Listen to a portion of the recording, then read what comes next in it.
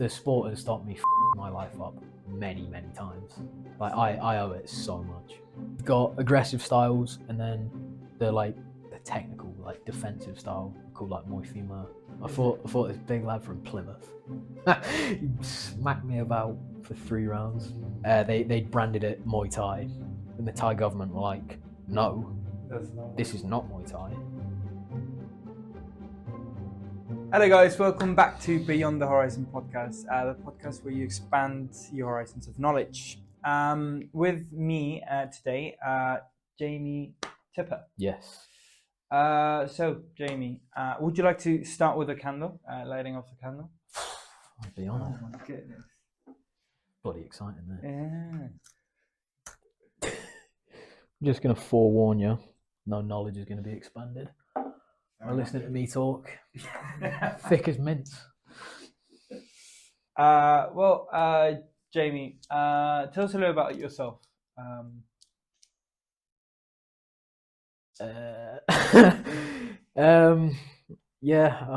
name's Jamie. I'm an amateur fighter,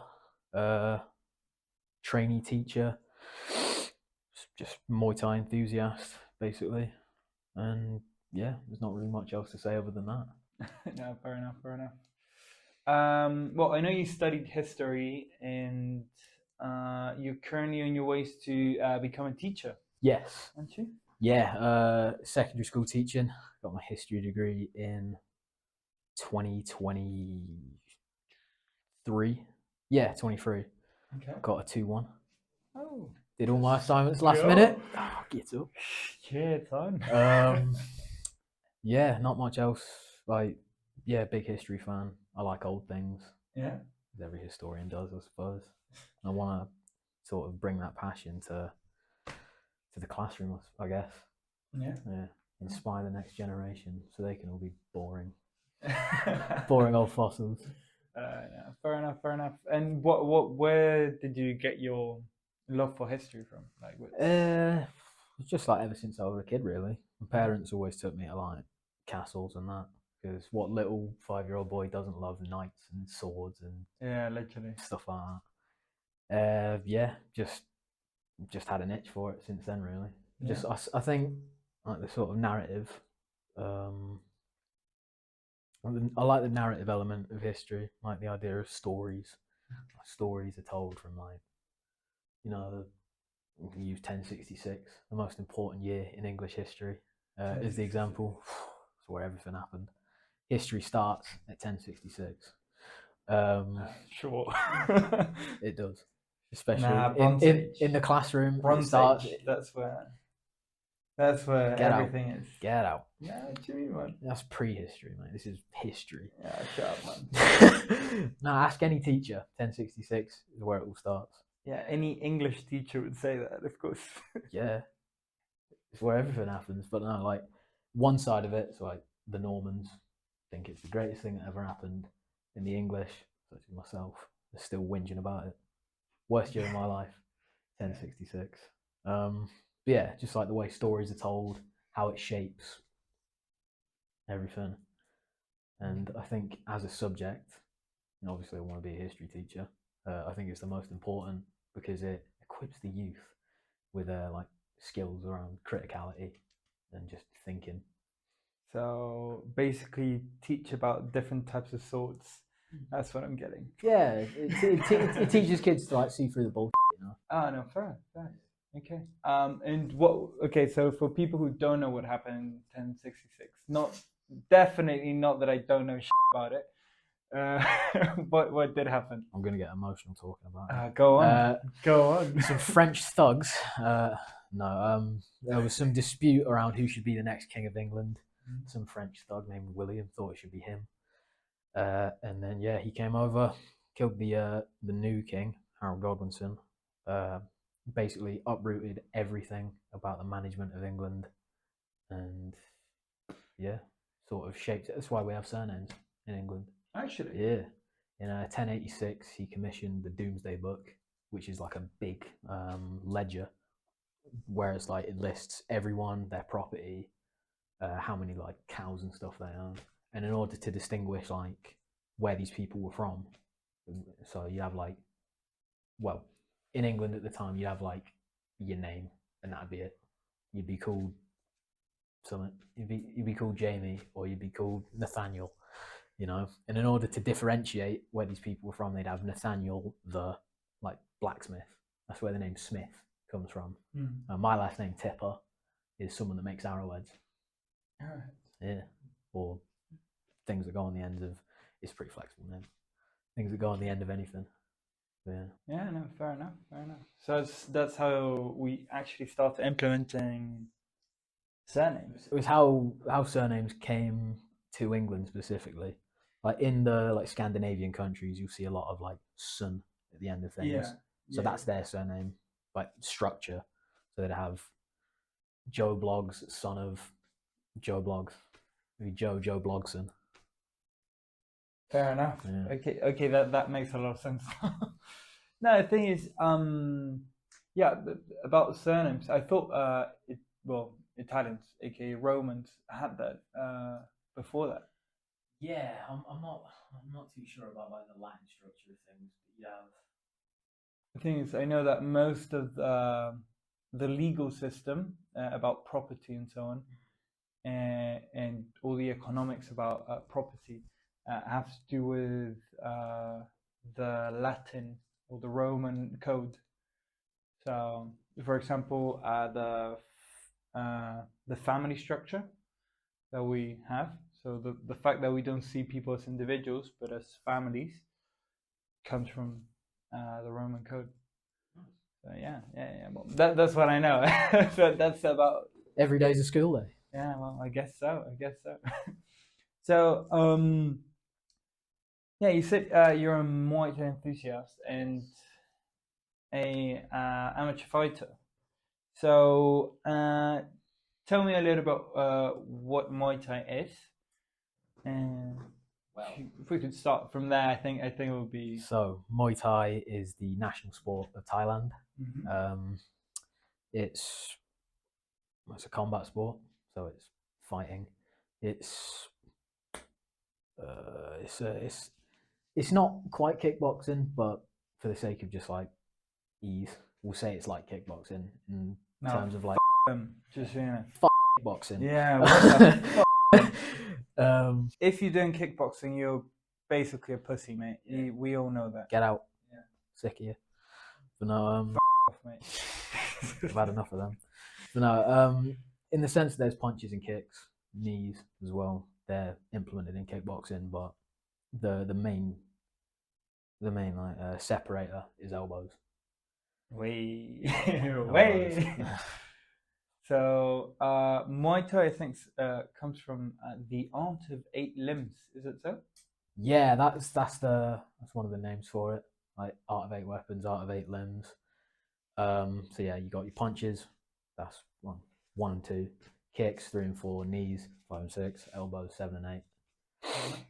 So yeah, it's the coolest sport on the planet. And I think recently the Thai government have not lobbied but spoken to like World Heritage and said, "Can you recognise our sport as World Heritage, please?"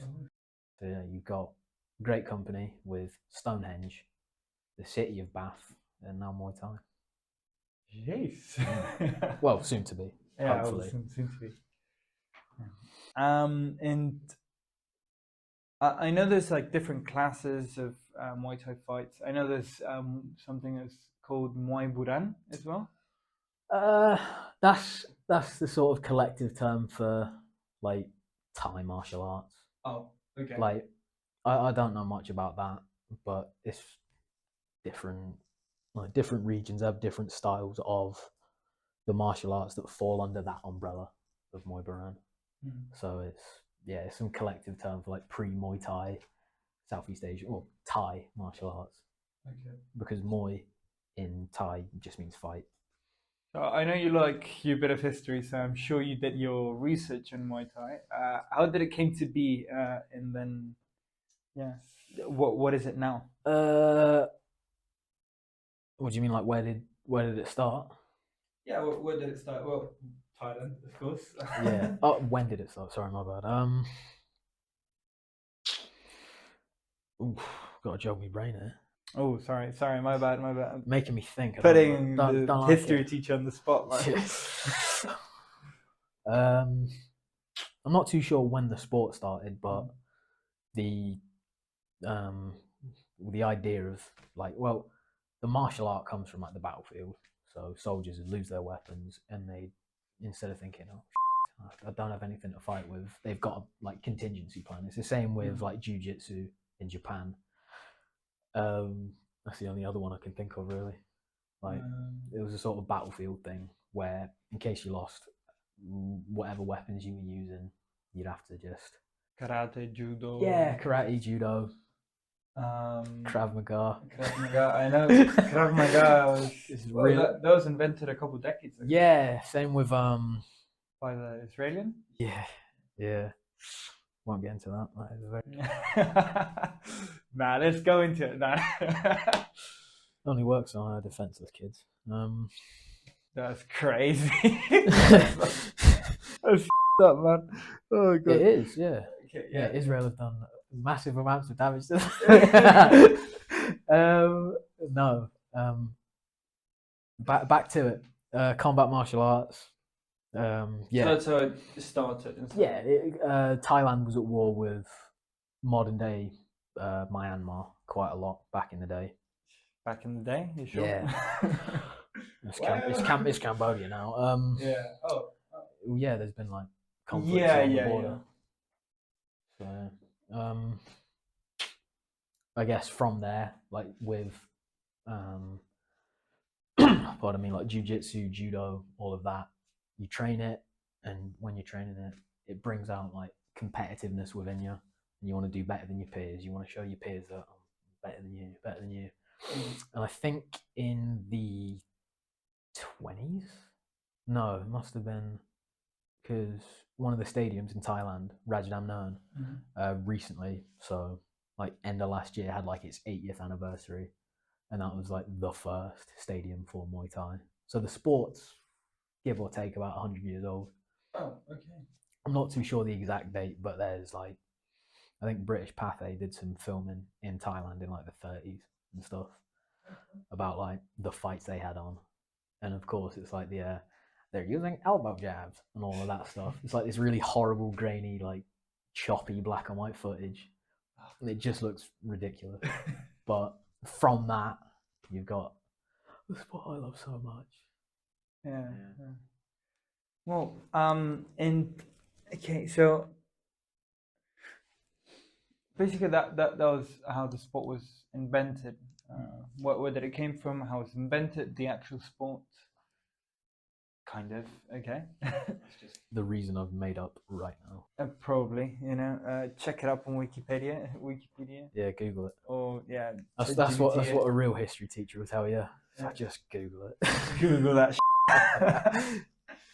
But how do you actually distinguish then now proper Muay Thai from things that you would say are just a piece of shit martial art? I don't know. What do you mean? Do you mean like how would I distinguish Muay Thai from another striking system, or? I mean, I would say it's mainly out of the elbows, isn't it? Yeah, elbows. And in terms of the sport, like you've got clinching as well, but clinching is the sort of term. Like you get that in old boxing. So like when I wrote my dissertation, it was on like bare knuckle boxing in the Georgian era. There was a lot of like grappling involved in that. A lot of bare knuckle. It was like biting and stuff, headbutts, and like grappling exchanges, which throughout back to that. Throughout the it make the sport a bit more like palatable, I guess. But throughout the years, like clinching in boxing has been like whittled away by like you had like that much, no? You had like the London prize ring rules said you couldn't do X, Y, Z, and then you have the rules we follow now, which is the basis of the rules we follow now is the Queensberry rules. It's in boxing. Yeah, in boxing. So this fella called the Marquess of Queensberry was like, right, here's how I'm gonna say, here's the rules you have to follow, and then that's the sort of foundation that the sport's gone on. Like No, the foundation of the rules in the sport.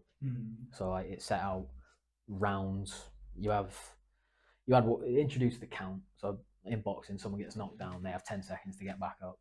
Back in the day, you had about, I think you had 20 or 30 seconds, and you had to go up to what was called the scratch. It's where we get the phrase "up to scratch." So if someone's not up to scratch, it's not fit to carry on. That's where we get that from. So you'd have to stand up. Your man in the corner would like bring you to the scratch. If you could stand there, they'd be like, "Right, you're fit to carry on." Bam. But that's like there's a lot of modern boxing rules are based off that.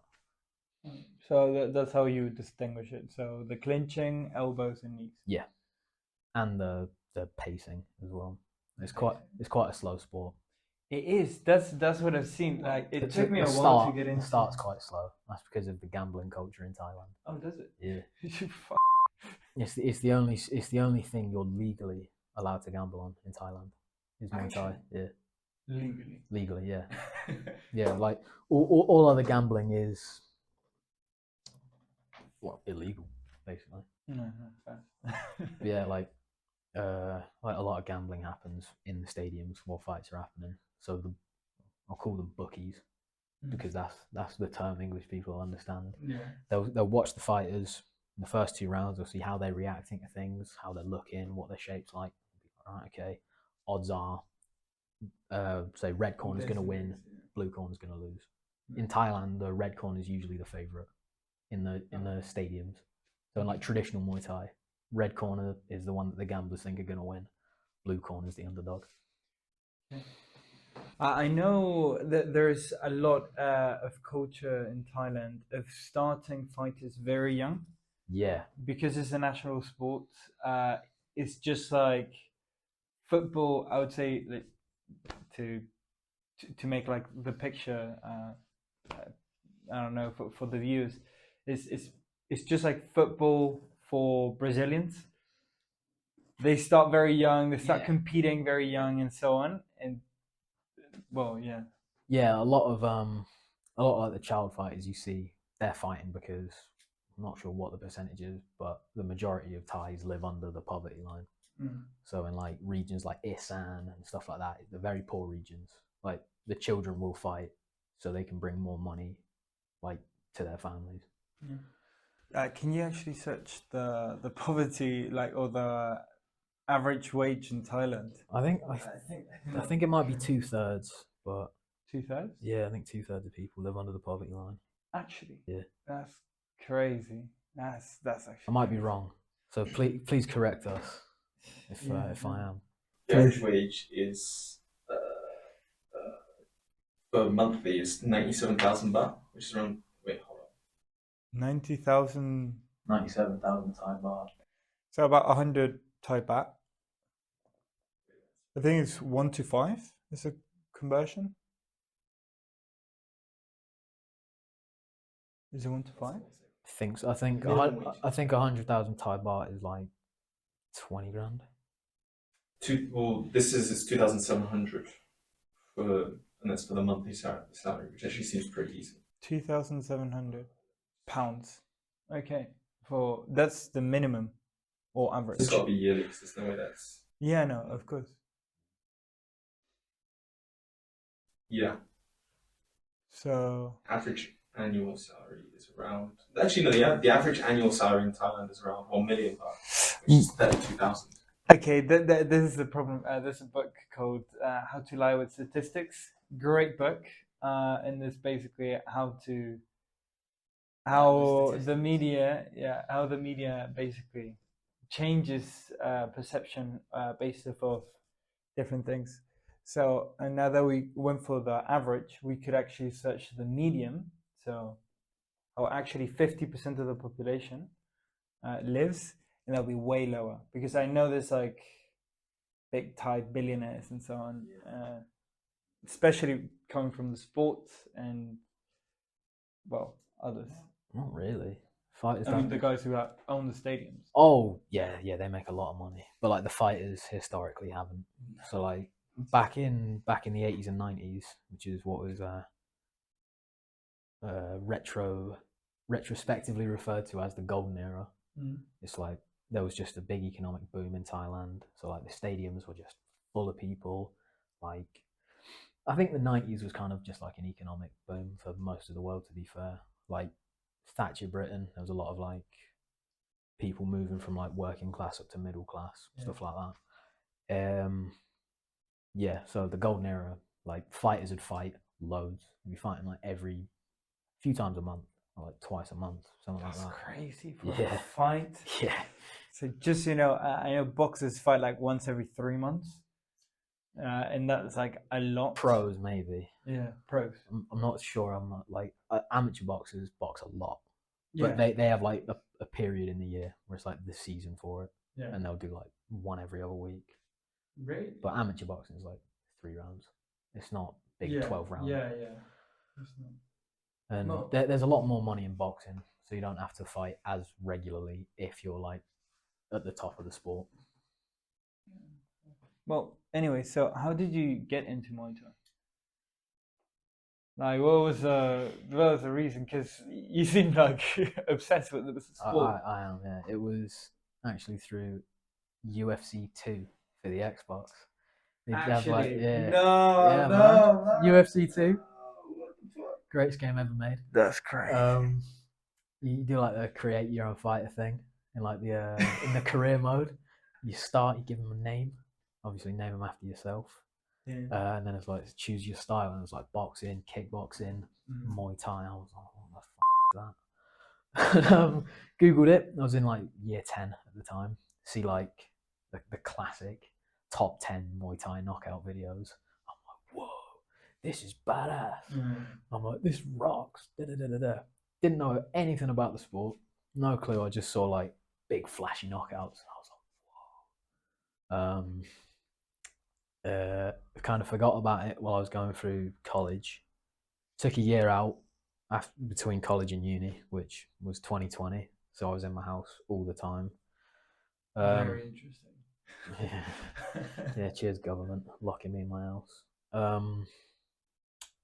Yeah, then me and my mum were looking at what societies UE had to offer. I was like, oh, kickboxing and Muay Thai. I know what that is. I'll join that. I was like, hadn't trained Muay Thai before then. I'd done like a bit of trouser kickboxing as a kid. So like head guards and big stupid padded shoes. Just well, it's child's play, isn't it really? Yeah. But I was in like my primary school's dinner hall, like after the school had shut. And yeah, go to UE, start out with like they did like free taster sessions and that. And I was like, all right, cool. You know, I'll start this. During the first warm up of the first one, I was nearly sick. I was just like, fucking hell. Yeah, I was a lump. I was about, must have been like 75, 80 kilos. I was a sphere, mate. I was built like a ball. And yeah, started out and I was like, bloody hell, this is really hard. Came back 2 days later, still aching. I was just like, right, I want to get good at this because this is cool. From there, I think I did it throughout my undergrad. It's the reason I stayed at uni actually. I was like, oh, I fucking hate it, whinging. And I was like, if I stay, I get to carry on with this. I get to carry on with like training Muay Thai and that. So I was like, sod it, I'll stay. And I get a degree at the end of it. Oh, so you actually stayed because yeah, mate. Like, dude, the sport has stopped me my life up many times. Like, I owe it so much. So that's so good, mate. Yeah, it is. So yeah, trained at UE for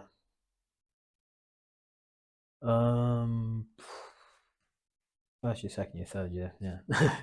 The whole time I was there. So my 3-year undergrad, trained there.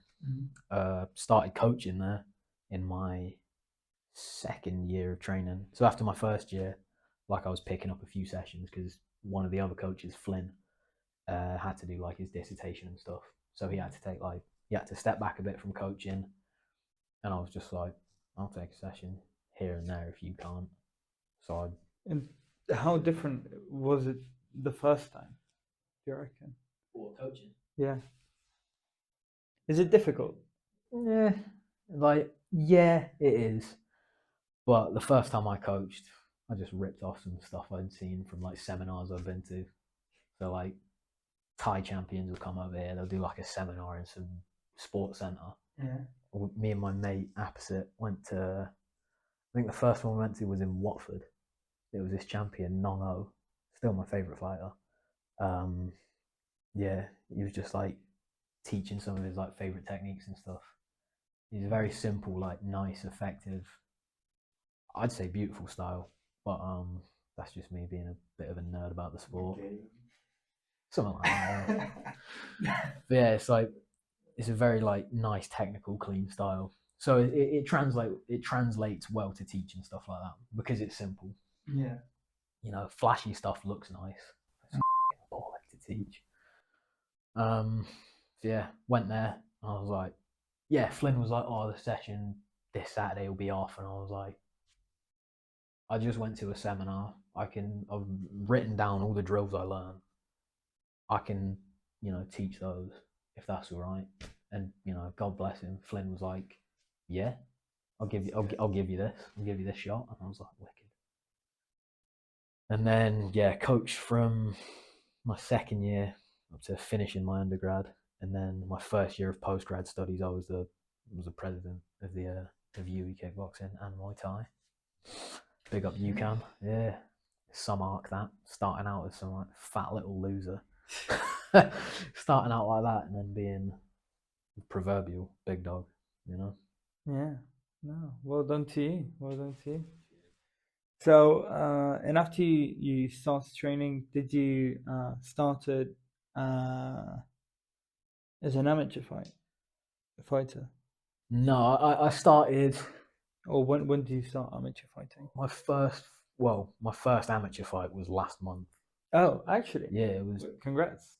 Cheers. Didn't win it, but looked clean. Like it was nice for me. It was like my movement was good, my defense was good, but like because I fought for the uni, and like the sort of uni fights and stuff. Oh, really? So is it like a league? No, it's not. Like our uni will host a fight night, and we'll have our team versus say like 3 other unis. Will send like a few. We'll take a few fighters from each, matched up against our lot. So we'll put like a notice out. We'll say we've got 10 fights. We'll take like, we'll say, here's a form. Anyone that from your side that wants to compete, send the details, and then we have our side. Our details then will match based on that. So I did 2 of those. My first one was like 5 months into training, I think. 5 months into training. I've always loved when you're like matched 65 up. kilos. It's way too heavy for me. I fought this big lad from 80 what? 65 key. So 65 kilograms. Okay. It's too heavy for someone my size. I fought this big lad from Plymouth, and he punched my head in. He smacked me about for 3 rounds. I got out of the ring and I was like, when's the next one? Which was pretty good. That does happen a lot in Thai boxing. Yeah. It's just like you get like thrown into somebody like 10 kilos. Well, he wasn't 10 kilos heavier, but my first amateur, so the one I had last month, was at 57 kilos. Okay. Just to like put that into perspective. And my next one, which I'm hoping is in March, is going to be at 55. So 10 kilos from what I'm fighting at now to what I first fought at. Okay. So like, the lad I fought was like that much taller than me. Okay. Yeah. Built like a gorilla. He just smacked me about, and I was like, my head hurts. He smacked me in round 3 with this big, like, I think it was a right hand. He just went bam on the side of my head. My head snaps down like that. Oh, I'm like, ooh. Like, my eyesight was like bathroom mirrors. When it hits your ear? No, it was. Have you had it when it hits your ear? No, I haven't. No? It was the side of my head, about here. My head just went boof, and then like, like frosted glass. Yeah. That's what my eyesight was like. I know. I was absolutely. I couldn't see. I was just like, where am I? Where am I? Where am I? Then I take an 8 count. Refs on. You want to carry on? I'm like, yeah. Yeah, self-preservation doesn't exist. I know Muay Thai is one of, and this is the reason why I love Muay Thai, and I hate football. Yeah, fuck football. If you're good at a sport and you like it, carry on with it. Nah, fuck off, mate. Anyway, no, I just don't like football because the main the main problem that I have with most of the sports is if you're winning, you can step back and play defensive. You can do that in Muay Thai. I thought you get discounted points discounted if you. No. What? In modern, like, I've been lied to my whole life. you have. In traditional Muay Thai, like, You get discounted. ooh, no. It's all about control. So if you can win a fight, if you can control a fight on the back foot, great. You don't have to be the one marching forward to win. Like, Okay. you can play defensive. It's brilliant. You know, I've got a defensive style, so I take offense to that. No, yeah, I've got quite a just naturally defensive style. Back foot fighter. I'm not some knuckle dragger, believe it or not. I know I look like one, but You kind of look like one. You kind of look like you would have a head tattoo. You know what I mean? Like, or like, I don't know. like a Mike Tyson eye tattoo. Yeah, kind of. Face tattoo or something. No? Grow my hair back out. Don't like that. Yeah, I've got a defensive style. You can win fights off that. Like in Muay Thai, it's not scored like boxing. So like obviously, if your back's against the ropes and you're getting filled in by someone, you're losing because he's in control of that fight. Yeah. But if you're like on the back foot, keeping him away, scoring when you have to, you can win a fight like that. Yeah. Yeah, Okay. of course. I thought it was about aggression. Well, not aggression, but like engagement or something like that. That and controlling. Control is the main one. So Control. like older Muay Thai, so like, well, not older, but like traditional Muay Thai, because you've got traditional Muay Thai and now like entertainment Muay Thai. We'll get into the difference in a second, but like traditionally, rounds 1 and 2, very slow. Yeah. So the fighters can pick up their opponent's tells, see how they react to certain things. The gamblers can say, "Oh, blue corner's looking stronger than I thought." You know, they have this whole system of like hand gestures to communicate with other gamblers, like across the ring. It's mental. And yeah, they're just talking, not talking. What was I even saying? Yeah. So they'll see for the first 2 rounds. Yeah. They'll see where they're at. Rounds 3 and 4 are the money rounds. That's where the gamblers put all their money in. Oh, shit. Okay. So they're the most important. They're the ones that score the most. So like, if you win round 3 and 4, you've won the fight. Like in the stadiums, but it's more about control and willpower. Mm-hmm. So it's about in terms of like the ring, it's showing that your willpower is like controls that fight. So if you want to be on the back foot and be defensive, cool. Just don't let your opponent like outpace you too much. Control the pace of it. Control the rhythm of the fight. Yeah. Like there's a whole style like centered around that. So you've got more aggressive styles like Muay Mat. That's like your boxer low kicker style. Muay Cow, which is like, well, cow is knee, so that's your clinching style. Okay. This guy likes Yeah, Nathaniel, the guy that was on the podcast. he loves it. He loves the fucking knees, man. Big up Nathaniel. What's up with it? I was his coach. Actually, Yeah, that's crazy. that's not that hard to believe. Okay, no, fair enough. But yeah, so like I don't know. I've never seen him fight. The only thing I've seen him do is wrestle, and he's not a great wrestler. let's say that. He's not a great wrestler. it's because he's a striker. Damn it! That's how. Is he? Is he a straight? Yeah. Yeah, he's a striker. We're big brave Thai boxers. I mean, we also boxed as well. He's not a good boxer. It's because he couldn't kick, knee, or elbow you. Probably. You took away his toolbox, and you're like, why can't you fix this? No. Shocking. This guy fixes fights. Fight picker. This Absolutely. Yes, absolutely. Of course. Shocking.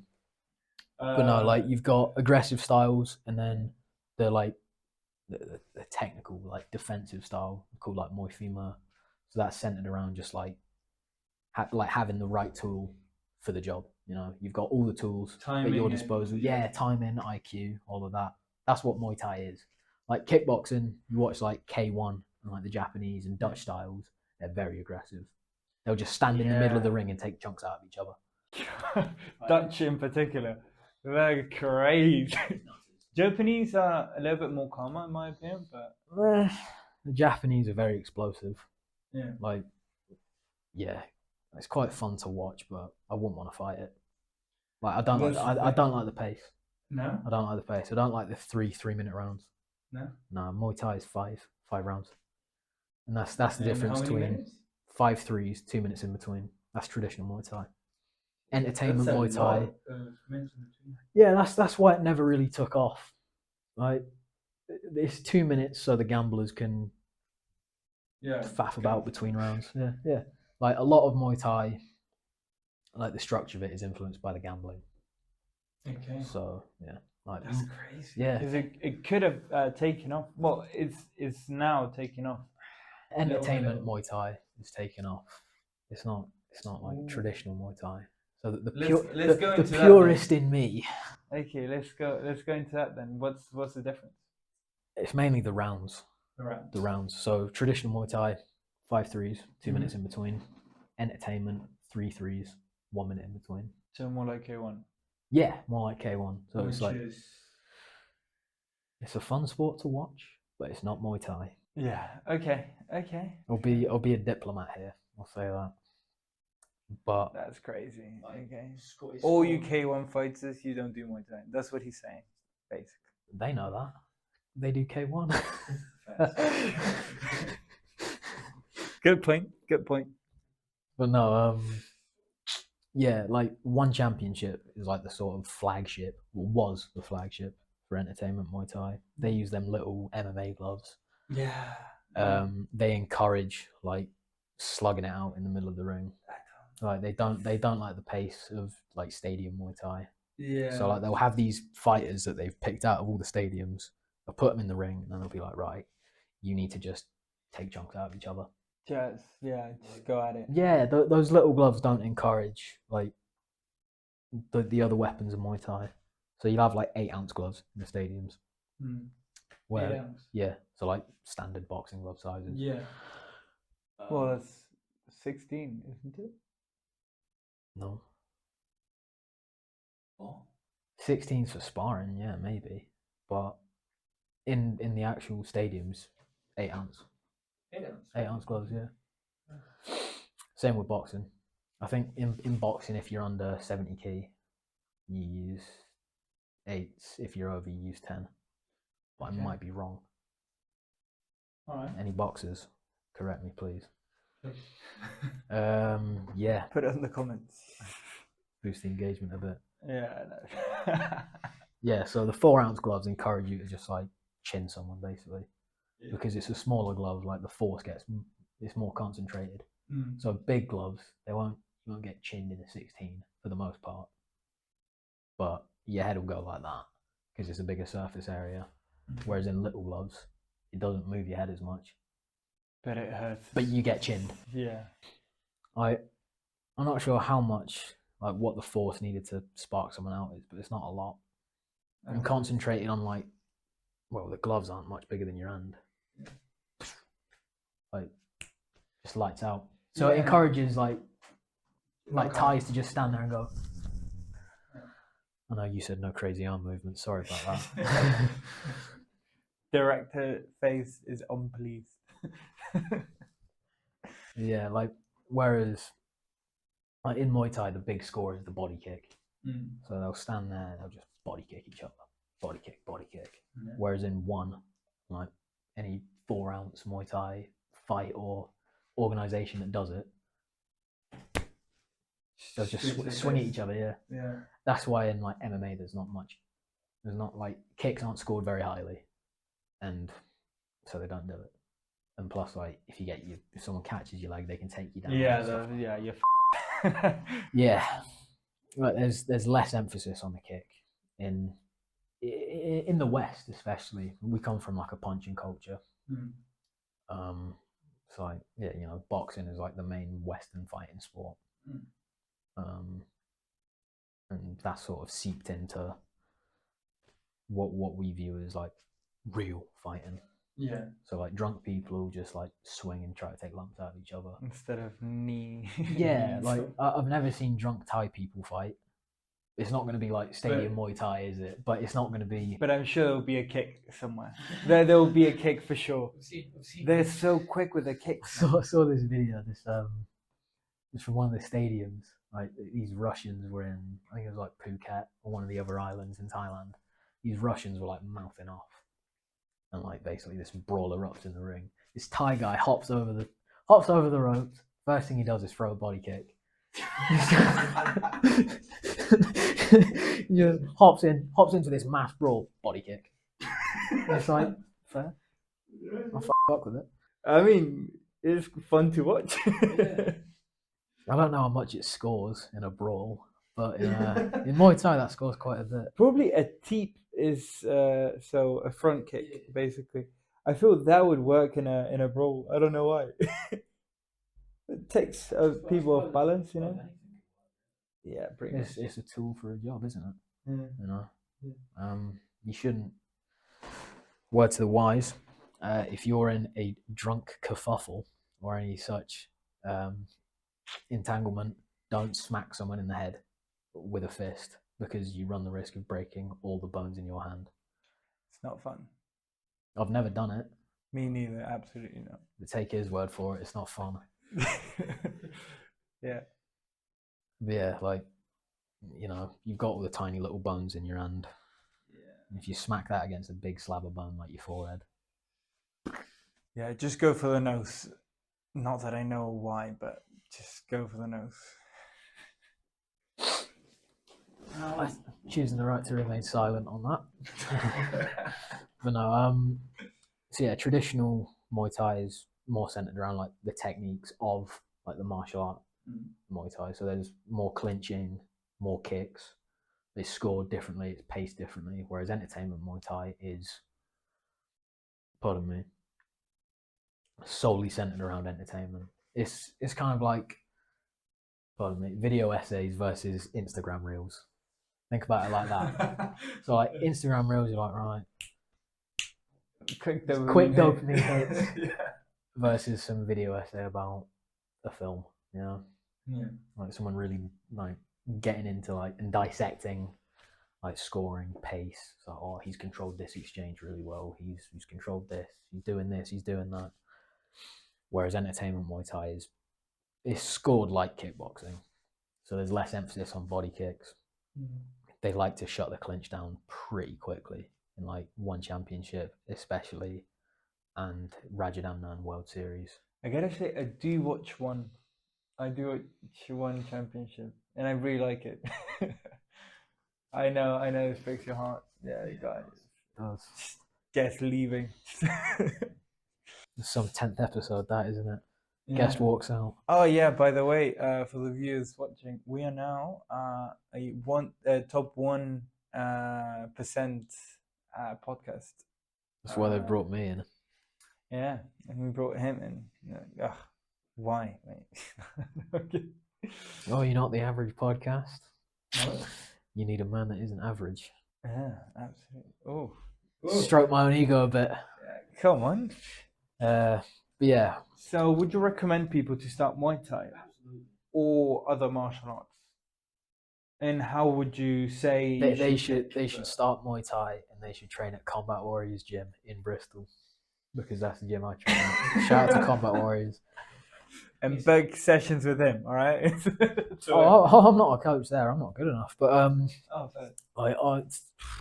Two of our coaches are in the UK top 10. Oh, oh yeah. Oh yeah, we're quite a small gym, but like the quality of the fighters there is The phenomenal. smallest gyms are normally the best ones. I don't know why, but it's always like that. It tends to be like I that. agree. Combat Warriors is the best gym in the country. Best gym in Bristol for sure. Shout out to his coach.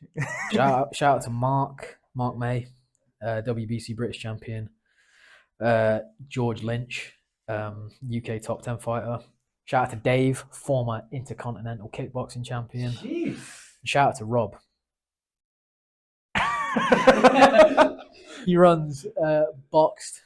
They run ticket management for shows. So to save yourself hassle, get on Boxed. Changing the fight game. Oof.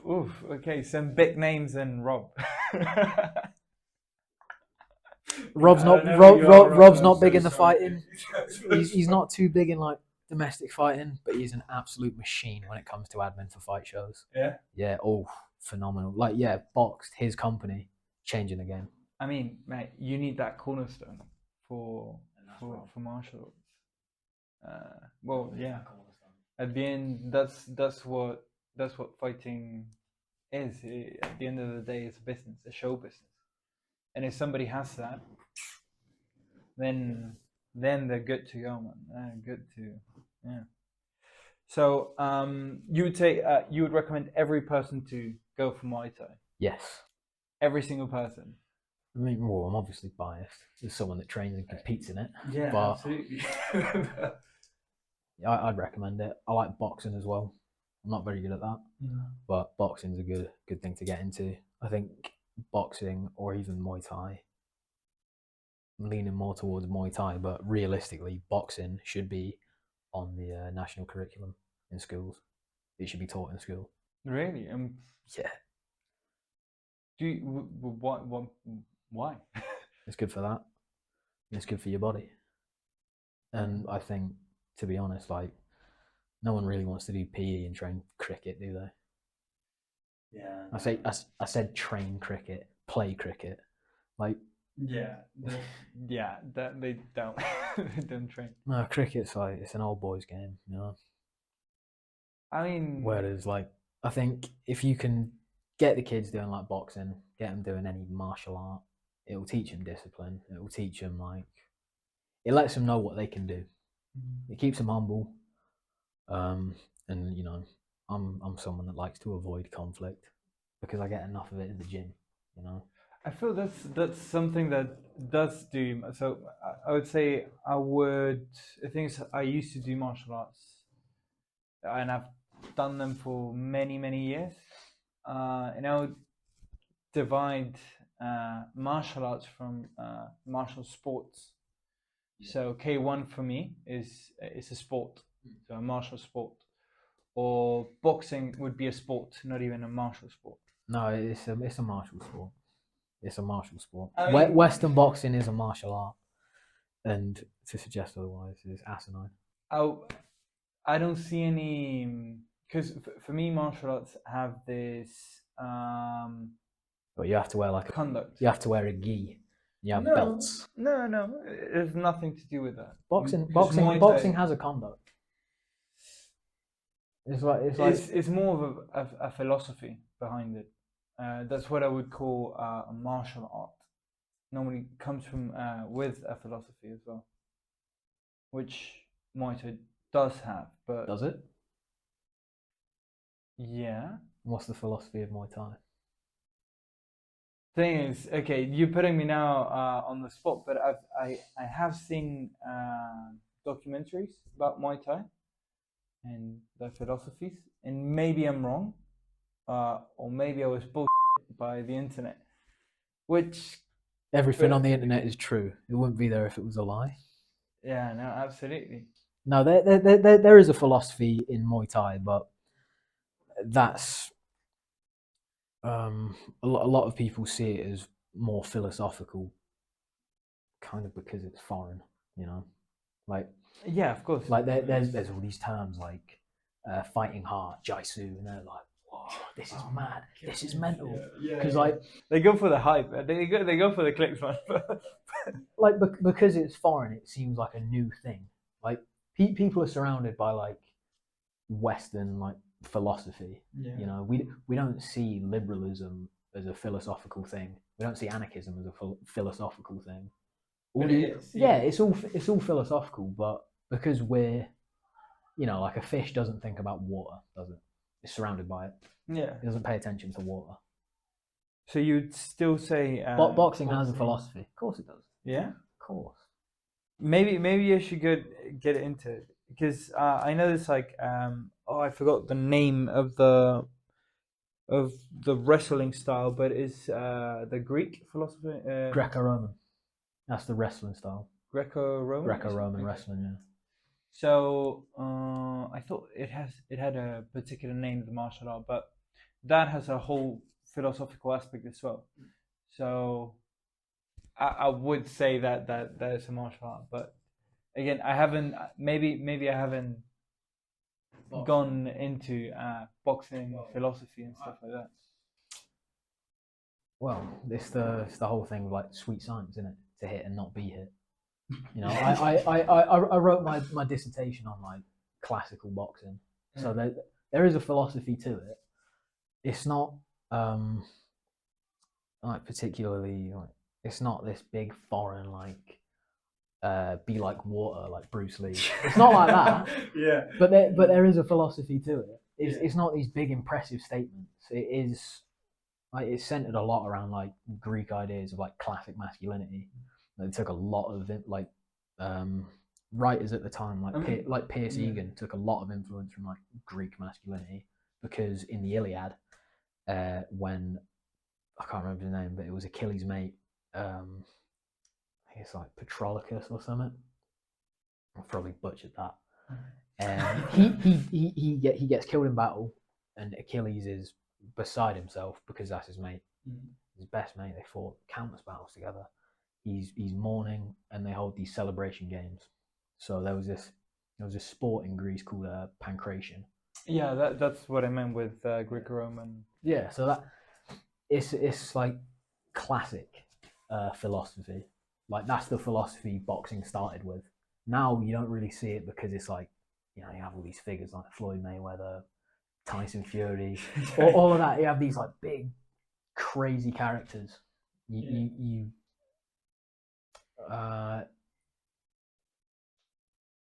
mistake the trees for like what's the phrase? You've missed the forest. Side of the forest. Yeah, because you're looking at the trees. Yeah. That's what it is. That's okay. Like it's the same with mixed martial arts. You know, you have people like Conor McGregor, all the big mouthy people. Like they put it to like the showbiz thing. Yeah. Like calling MMA, saying MMA, it's a conglomerate of.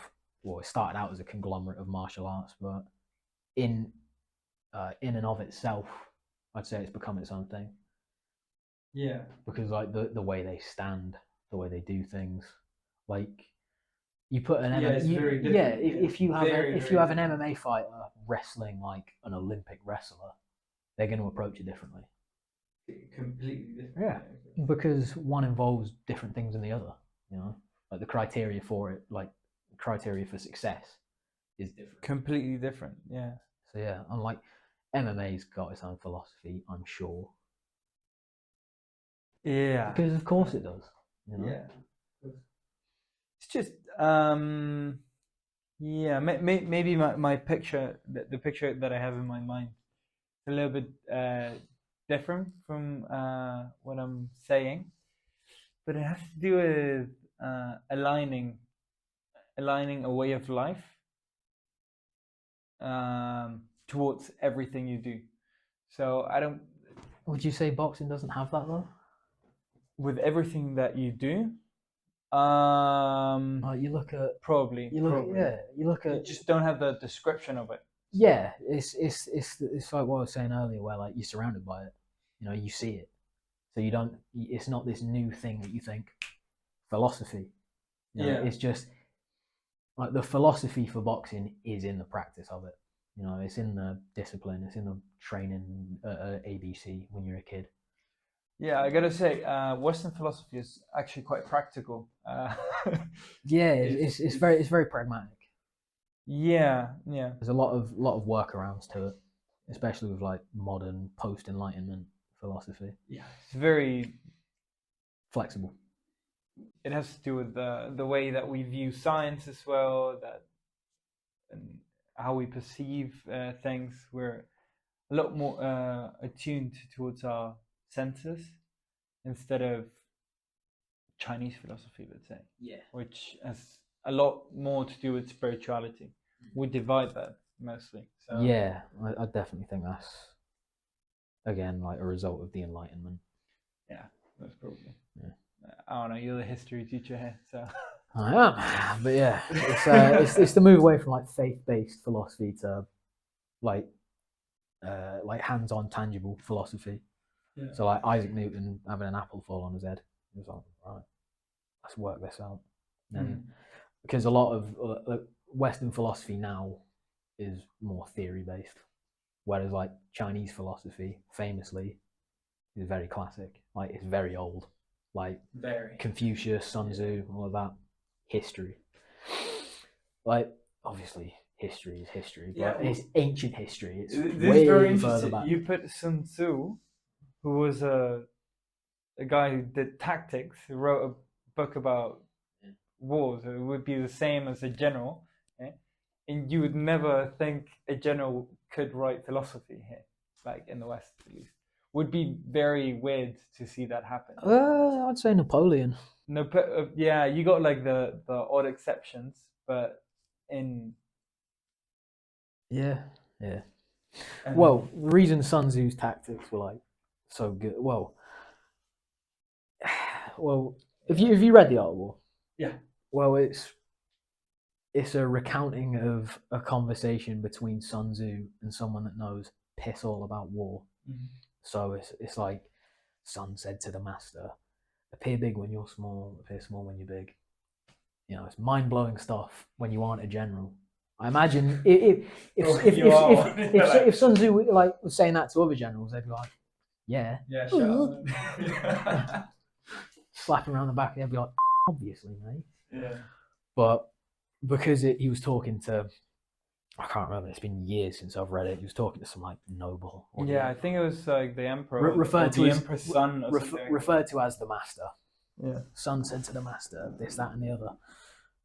It's like again, it's the difference between like it's practice for Sun Tzu, whereas to someone outside of it, it's philosophy. You know. That's a good point. That's a fair point. Okay. Okay. Do you have any particular memorable stories? Like one or two in particular that really like maybe focused you towards it? Or... Oh, I've got countless, man. I've got a lot.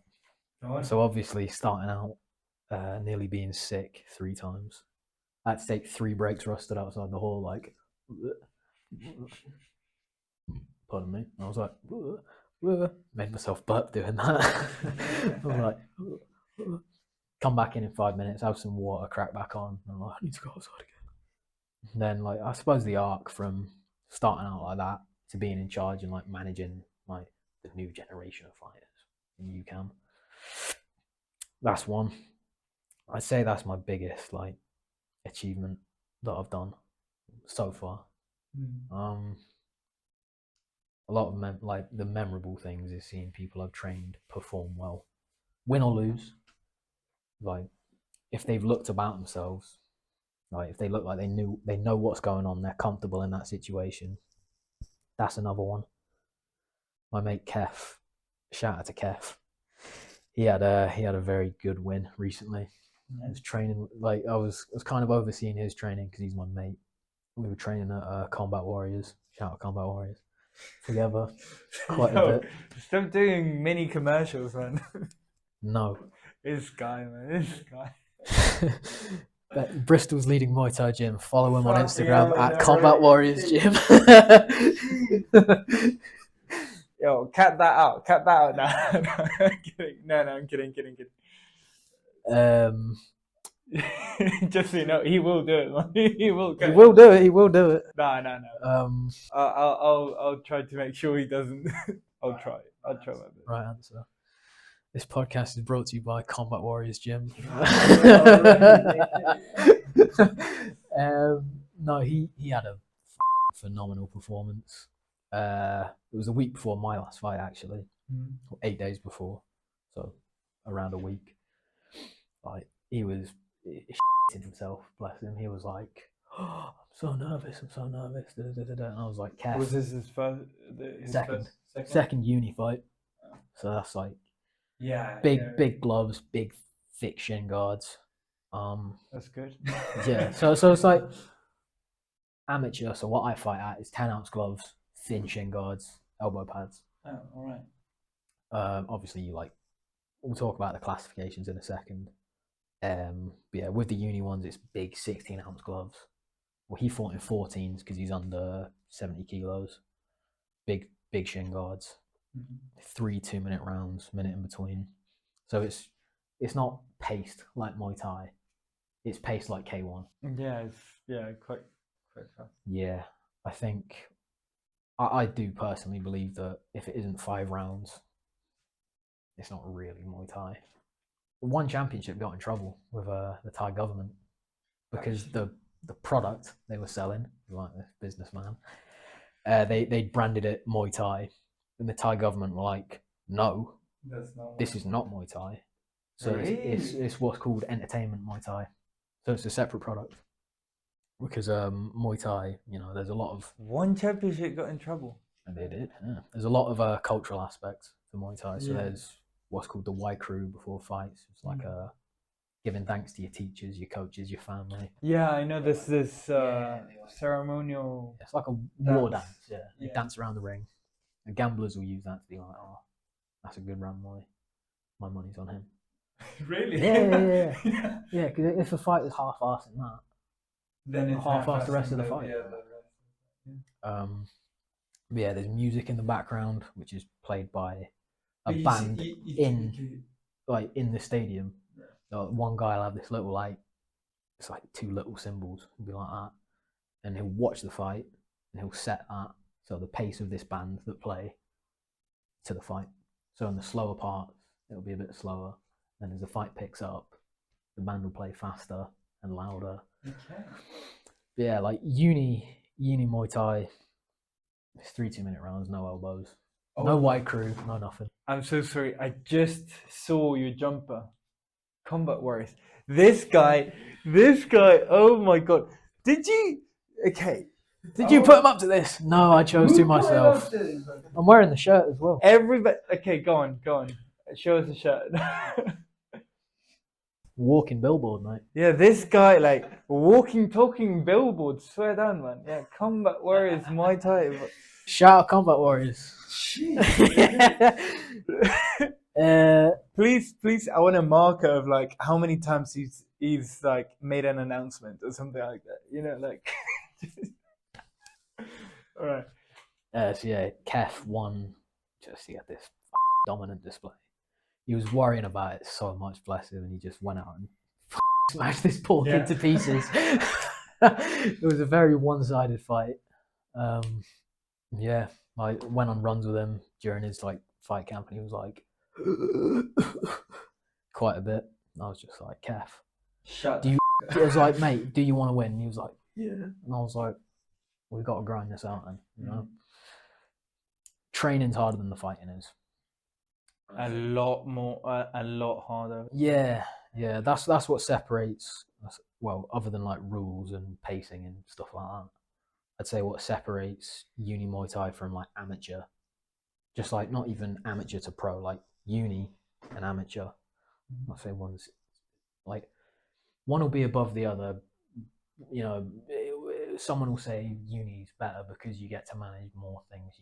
You can take it less serious, whereas like someone like me would say amateurs like above in some metaphysical way. But like the main thing is like how hard people train and like the quality of the fighters. Because my first fight with the uni was like 5 months into training when I think I was 19. 23 now.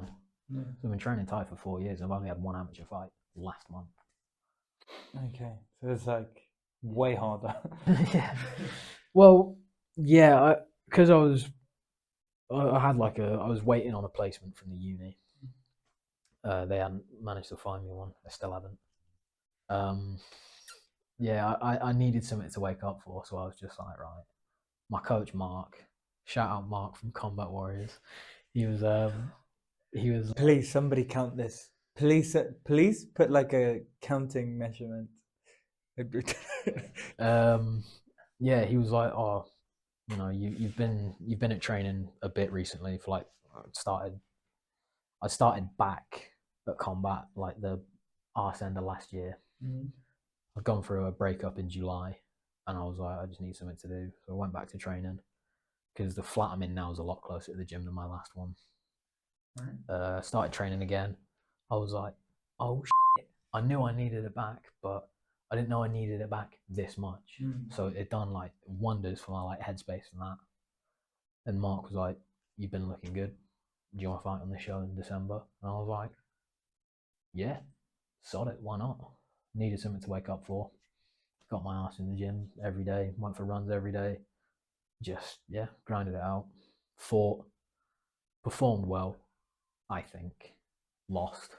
But it had been 2 years since my like last uni fight and my first amateur fight. 2 years out of the ring is a long time. Yeah. And in that time, like I wasn't training a lot. I was coaching mainly. I was coaching, I was the president of the society.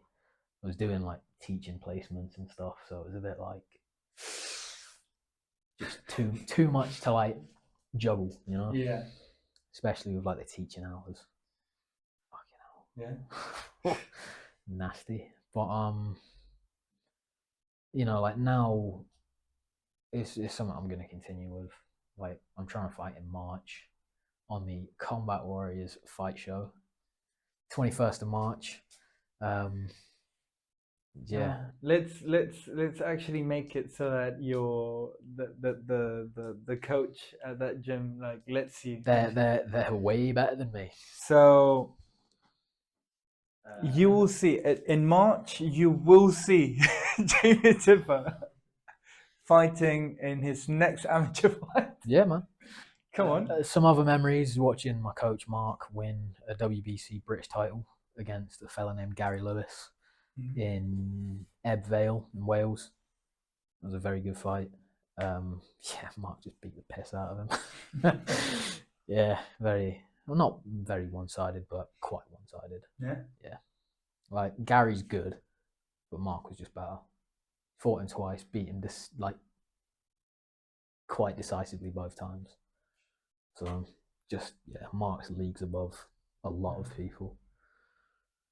He's a very like he's really well rounded, but he is mainly like a Muay Thai, so a clincher.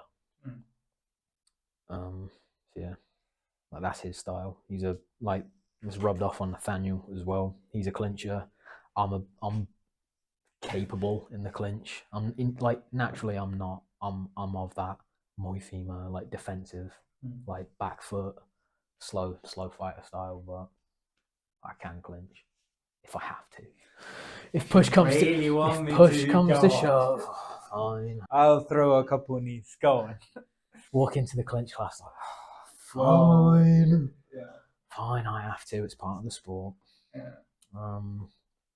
Yeah, it's mainly watching mates and people I train with win. They're like, that's my like the happiest memories I have with the sport. Yeah. Like there's what would you say they are? No, MTGB. What would you describe them as? Yeah. Like what? Like the thing MTGB. Like what would you say they are? Sorry, for the viewers in the podcast, we got Nathaniel just watching the podcast. So that's why we're asking so many Filmed questions. in front of a live studio audience. It's like the UK's governing body for It's like Bucks basically. Yeah. So I think it's a good way to governing body. Governing body for Uni Muay Thai. Okay. So, like, Muay Thai Great Britain. They do like other things as well, like for the sport. Like they'll help coaches. They run courses on like judging, coaching, stuff like that. Okay, that's good. Brilliant. they do wonders for the Yeah, sport. it's amazing. Especially for the uni circuit. Like they work with bucks. They should do like a league, in my opinion. That's what they do. So they've done it for 2 years. A league? Yeah. Really? Yeah, it's brilliant. Should do like K1 fight. Nah. The look on his face. But no, so they do this league. Rage baiting him. Yeah, I was like, no. So they do this league, and I think the first time we did it, we came third. Second time we did it, we came second. They're big, like for the first two, big milestones. For like, it just shows like the quality in that. Of like, because before that you'd have like one fight night a year with your uni, and then you might have like one at some away show, and then it'd be, you know, some people that like wouldn't take training too seriously necessarily. They'd be like, oh, yeah, it's just one night. Whereas with this, it's like an actual external thing, working with bucks. So like British University Championships. So yeah, it's like Muay Thai isn't a box sport. Trousers kickboxing is, karate is, boxing is, trampolining is, I think, gymnastics is. Trampolining? What the f***? Greatest sport in the world. Yeah, no, it's alright. It's alright. Most important thing is the audio. We'll cut to an audio segment here, I guess. Like footage of a Muay Thai show in the background. Yeah, we could. Just over the top. I mean, it could be good actually. Yeah, put some of mine in there. Yeah, like my sort of biggest like key takeaways in terms of memories haven't been me. It's been the people I've trained with, the people I've trained, achieving, you know. Yeah, all of that good stuff. Yeah, man. Yeah. So past amateurs, because I said we talk about the classifications. You've got N class, which is what I fought at. So that's gloves, shins. I fought N class with elbows, which most shows are starting to implement now. They're doing like all fights with elbows because it's like the main thing with Muay Thai. And you told me you received one, so that footage is going to definitely appear right now. So if we just stay with a moment of silence while you receive your elbow. Bloody hell. Yeah. There we go. So all fights in Muay Thai should be elbows. Like the round timings. So you've got N class, C class, B class, A class. So traditionally, N class didn't have elbows, and it had shin guards. C class, no elbows, no shin guards. B class, full Thai rules, so like knees to the head and stuff with elbow pads. But it's like 5 Elbow pad? What? elbow pads, so pads on your elbows. Actually, does that actually exist? I've never seen Yeah, it. it just stops you getting cut. Yeah. And then A class is full Thai rules. A class. So that's every fight in Thailand is A class. Yeah, of course. Yeah. It's just like round. So that's 5 3s. B class is 5 2s. Everything else is like 5 1. I wanna ask you now 2 questions. One is towards focus and your obsession towards the sport, because I know you're starting to become a teacher, history teacher. What would happen if you would be like? Try my hardest to balance both of them. Quite a few fighters have done that. Yeah. Do 2 things. Yeah. Is that possible? Actually. Where there's a will, there's a way. Dean James being like the best example I can think of. Secondary school teacher, world champion, same time. That's crazy. Joseph Valtellini, Canadian kickboxer. He works with like special educational needs and disabilities. He's like a PE teacher for them. World champion, same time. So you can do it. You've just got to. You've got to make a lot of sacrifices and stuff. Yeah. There's no time off after work, basically. Not time off. But yeah, like, where there's a will, there's a way. So if I can balance it, I'm going to balance it. If I can't, I just won't balance it very well. Yeah, no. Banish the thought of me having to do one or the other. I'm not doing that. You just love teaching and love Muay Thai. Yeah. So it would tear your heart apart probably. I'd cease to exist. I'd just disintegrate. Yes. No, but that's good.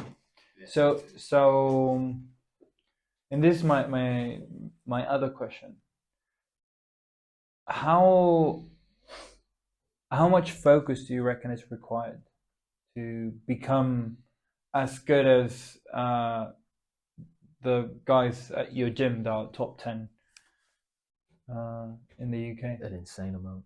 As much focus as you can give at any given point. It's not about like focusing 100% for a week or like focusing 75% for a month. Like the like pardon me, it's not so much like there's a bit of a move with like lock-in culture.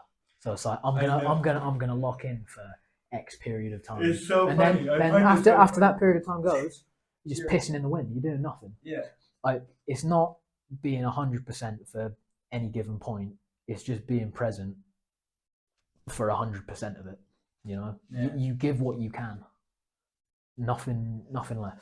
You know. I think Conor McGregor said it so well. You gotta be a bit gone. Yeah. To become that good. You have to be obsessed. That's what Liam Harrison, another favourite fighter of mine, says. But you have to be obsessed with it. Like any point where you can give it time, you give it time. I actually saw a video on focus and obsession. It was mostly on obsession and like the stages of it. And it's very different to obsessive. Has to do with a sort of aggression towards you and everything that is not the thing that you are doing, your craft. And I feel that it just, if you want to succeed, you have to attack it. Yeah. You have to attack it. You have to give it everything you have. You know, like I hated waking up at 5 o'clock to go to the gym. I did it because I had to. You know, it's not springing out of bed at 5 a.m. and being like, oh yeah, no one wants to wake up at 5 and go for a run. You know what I mean? Yeah. You have to, and that's just the way it is. Like you wake up, you think, go to the gym, it's freezing cold. You think, I could have done with a lion. You know, you do your training. After that, you go for a run, come back home, have a shower. Then guess what? Have some food. You go back to training. my last fight, I was doing 2 sessions a day and a run in between them. Like you have to give it everything you can. I was doing that because I had the time to, because I was waiting for a placement. Yeah. I didn't want to like get a job or anything just on the off chance that they'd be like, "Oh, we found you a placement."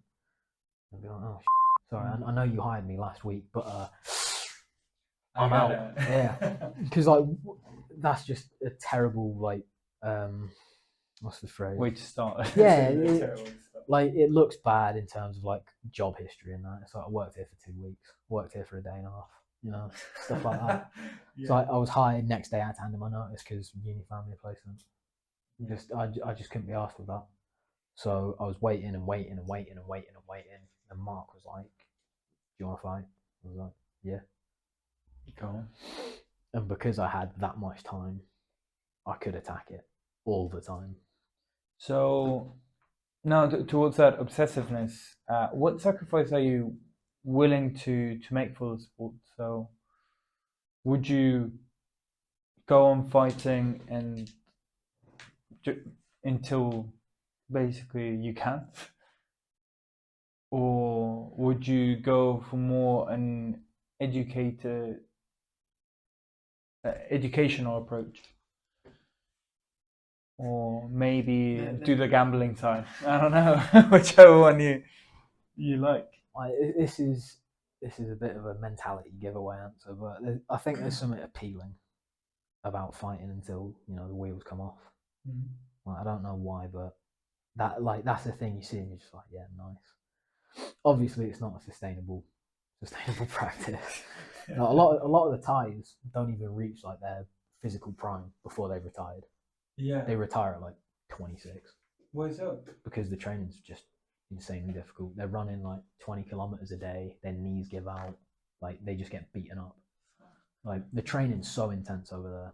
Well, and also from so young. Yeah. Like they're fighting by the time they're 8. You know, like you'll have kids fighting. I don't know how you can see that though. Like with elbows or so. Yeah, with elbows. I wouldn't be able to see that happen. Yeah, but they have the coordination of 8-year-olds. They're not getting hurt. Okay. Well, they're not getting seriously hurt. Like relatively speaking, because they're 8, everything hurts. Yeah. But it's another 8-year-old hitting them, so they're not getting hit like life-changingly hard. You know, they're not having some like prime athlete who's been training this thing for like 20 years booting them in the head. Yeah. I don't know. I still don't feel fully comfortable with that. With the idea, maybe if I see it, I think a lot of it comes down to like the necessity of them kids fighting as well, because you know they're making money for their family who are struggling because they're living below the poverty line. Like it's a necessity over there. Whereas for us in the West that train Muay Thai and want to fight Muay Thai, it's something we've signed up to. So we're privileged in the sense that we can choose to do it. Those kids don't really have a choice. You know. So, would you go to Thailand? Yeah, I've wanted to go to Thailand a while. Would you go to live there? Would you? Probably not. Why not? I like England.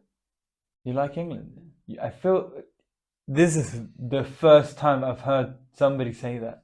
I like England. I've never heard somebody say that out loud. I know everybody does, but like they don't have baked beans in Thailand.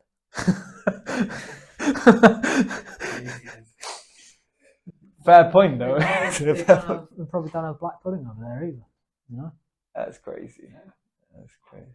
England appeals to me. Yeah, you know, I've been here all my life. I don't know anything different. I don't live in like Bristol. Like my family, I was raised in the sticks, so out in the countryside. So it's quite nice. You know, pretty trees, hills, all that, farms. It's nice. So you would have moved to Thailand to go and fight? No, I'd want to fight in Thailand. Yeah, but you wouldn't live there. Combat Warriors is based in England, not Thailand. So I have to stay here. This feels like an infomercial, mate. Call us now. All right. Jamie, thank you very much for being on this podcast. Thanks for having me. Really appreciate it. It's a lot of information that I did not know anything about. Especially, it was very interesting, the discussion about the difference between a martial art and a martial sport, or just a sport. I'll actually check it out, the philosophy on on boxing. Yeah, the main man to look at for that is a writer named Pierce Egan. Pierce Egan? Pierce Egan. Pierce spelled like piercing something, so P-I-E-R, and then Egan, E-G-A-N. Wrote a lot about Georgian boxers. Not boxers from Georgia, but the period of like the 4 King Georges. Pre-Victorians. Love them. Anyways, thank you very much for listening again to another week's episode. We are now, again, just got to say it because I'm so proud of it. We're in the top 1% of podcasts. Look at this guy promoting himself. It's like a commercial. It is my podcast, man.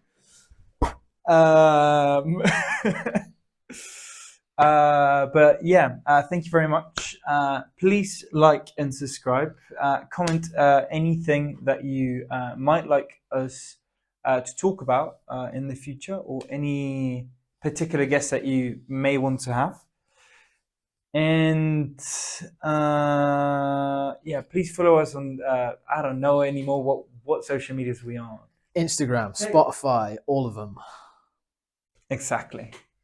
But follow Combat Warriors first. Damn right. Fucking hell.